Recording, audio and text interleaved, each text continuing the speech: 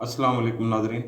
Nadreen, Bahawalpur के शहर उच शरीफ, जिसका कदीम नाम ओशा है, को बरे सगीर पाक व हिंद में आर्यों का पहला मस्कन ख्याल किया जाता है। आर्या चूंकि खूबसूरत इलाकों के दिलदादा थे और उच इस वक्त 5 दरियाओं के संगम का हसीन इम्तजाज था, इसलिए उन्होंने इस इलाके को अपने सुबह की देवी ओशा के नाम से मसूम किया, जिसके हुस्न की तारीफ रग वीद के नगमों में भी मिलती है। सिकंदर आजम जब बरसगीर पर हमलावर हुआ तो वो मुल्तान से होता हुआ उच के मकाम पर पहुंचा, तो उसे ये इलाका, जो इंसानी आबादी, इलाकाई शादाबी, वसाइल की फरावानी, आला तहजीब व तमद्दुन का मरकज़ और दरियाओं का संगम था, बहुत दिलकश लगा। उसे ये इलाका इस कदर पसंद आया कि फतह के बाद उसने यहाँ अपने क़याम की मुद्दत बढ़ा दी और इस शहर का नाम बदलकर सिकंदरिया रखा, जो बाद में बदलकर अस्काल्ड ओशा भी कहलाता रहा। नादरीन, बुद्ध मत का शुमार भी दुनिया के कदीम मज़ाहिब में होता है। चुनाचे इस इलाके में हमें इस मज़हब के तमद्दुन के भी वाज़े आसार मिलते हैं। बुद्ध मत के दौर उरूज और कंशक ख़ानदान के ज़माने में महाराजा कंशक ने भावलपुर में सम्मा सट्टा के करीब सुई वहार के मकाम पर एक बुद्ध इबादत गाह तामीर कराई। इसी तरह पतन मनारा रहीम यार खां के नज़दीक दरियाए हाकरा की कदीम गुजरगाह के किनारे बुद्ध खानकाह का एक मनारा है, जो अपने शानदार मादी की निशानदाही करता है। मशहूर यूनानी जुग्राफियादान पटालमे के बकौल ये मैसूसी कैंस का दारुल हुकूमत था, जहाँ सिकंदर आजम ने बगावत की बिना पर बाद बरहमनों और शाह मैसूसी कैंस को सूली पर लटकाया था। खुलफाए राशिदीन के दौर में इस इलाके में राय ख़ानदान के राजा चच की हुकूमत थी, जो दीबल से कश्मीर तक फैली हुई थी। तलवारा या चाचपुर, मौजूदा उच्च, इस सल्तनत में एक सूबा शुमार किया जाता था। नादरीन, मोहम्मद बिन कासिम ने 712 में दीबल से मुल्तान और उच तक के इलाके फतह किए। चुनाचे इसी दौर में इस इलाके में इस्लाम और अरबों का अमल दखल शुरू हुआ। इस तरह 1024 ईस्वी में महमूद गजनवी ने सोमनाथ जाने के लिए भावलपुर के इलाके मौजगर का रास्ता इख्तियार किया और किला मोह के करीब परव किया, और 1025 ईस्वी में वापसी पर भावलपुर के सहरा को दूसरी मर्तबा उबूर किया। इसी तरह 12वीं और 13वीं सदी ईस्वी में ये इलाका सुल्तान शहाबुद्दीन गौरी ने भट्टी राजा देव सिंह से आज़ाद कराया। सुल्तान शहाबुद्दीन गौरी ने उच में क़याम किया और हज़रत सफ़ीउद्दीन गाज़ूनी के मदरसा की सरपरस्ती की।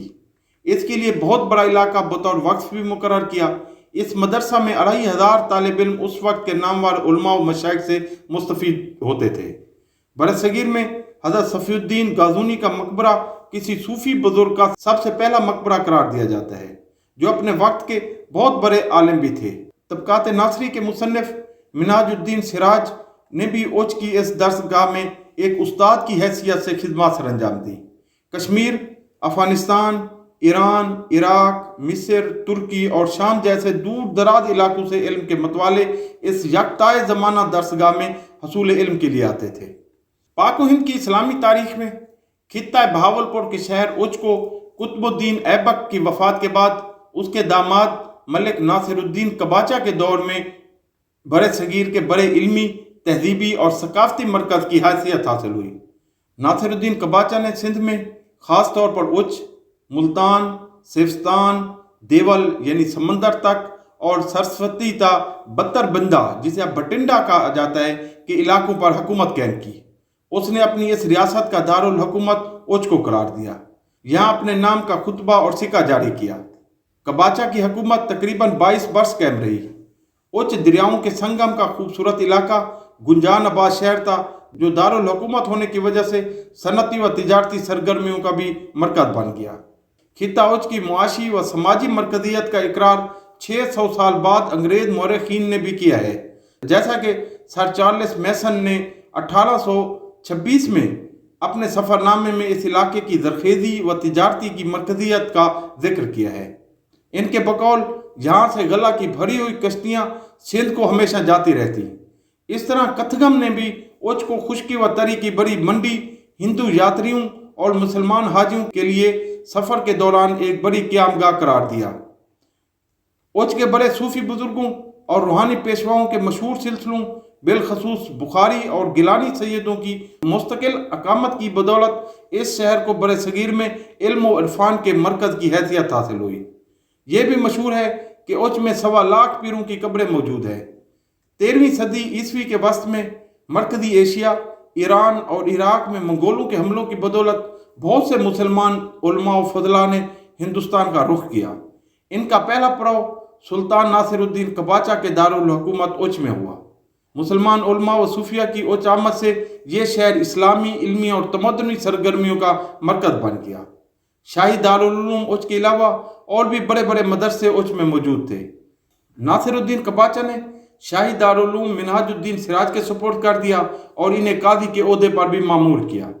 اسی دور میں بر صغیر میں فارسی شعراء کے بارے میں پہلی کتاب بے عنوان لباب الالباب محمد اوفی کی سرپرستی میں لکھی گئی۔ اسی طرح چاچ نامہ بھی، جو کہ سندھ کی پہلی تاریخ تھی، اس دور میں تحریر ہوئی۔ اس کتاب کے مصنف علی بن حامد بن ابو بکر کوفی تھے۔ بعض روایت کے مطابق ابو الفضل، جو مغل بادشاہ اکبر کے امراء میں سے تھے، خطہ بہاولپور کے علاقے چولستان کے باسی تھے، جنہوں نے اپنی تعلیم اوچ کے مدرسوں سے حاصل کی تھی۔ ان کی مشہور زمانہ کتاب آئین اکبری کو بر صغیر پاک و ہند کا ایک پہلا سائنٹیفک گزٹر مانا جاتا ہے، یہاں تک کہ برطانوی دانشوروں نے بھی آئین اکبری کو مغل دور کے گزٹر کا درجہ دے دیا۔ مشہور صوفی بزرگ سید عبداللہ شاہ عرف بابا بلے شاہ کے آباء و اجداد عراق سے ہجرت کر کے اوچ آئے تھے۔ آپ شیخ عبدالقادر جیلانی رحمۃ اللہ علیہ کی اولاد سے ہیں۔ آپ کی پیدائش بھی اوچ شریف میں ہوئی۔ اس طرح اوچ کو 1232 تک بر صغیر میں روحانی اور علوم اسلامیہ کے مرکز کی حیثیت حاصل رہی، اور بعد ازاں سلطان شمس الدین التمش کی بدولت بر صغیر میں ایک پائیدار مرکزی حکومت کے قیام سے دہلی کو ایک مستقل دارالسلطنت کی حیثیت حاصل ہوئی، اور اس وجہ سے دہلی میں بھی علمی، تدریسی اور اسلامی تہذیبی سرگرمیوں کا ایک مرکز بن گیا۔ اس وقت دہلی کے مدرسہ ناصریہ میں اوچ کے مدرسہ فروزیہ کا تدریسی عملہ منتقل کر دیا گیا، اور منہاج الدین سراج کو دہلی میں مدرسہ ناصریہ کا منتظم بنا دیا گیا۔ المختصر، ریاست بہاولپور میں اس شہر کا مقام نہایتی عظمت و اقتدار کا حامل رہا ہے۔ ناظرین، میں ہوں عبدالغفور رحمانی، آپ دیکھ رہے ہیں یوٹیوب چینل ہسٹری ود رحمانی۔ آپ اگر میرے چینل پر نئے ہیں تو اسے سبسکرائب کریں تاکہ اس طرح کی معلوماتی اور تاریخی ویڈیوز آپ کو بر وقت مل سکیں۔ شکریہ۔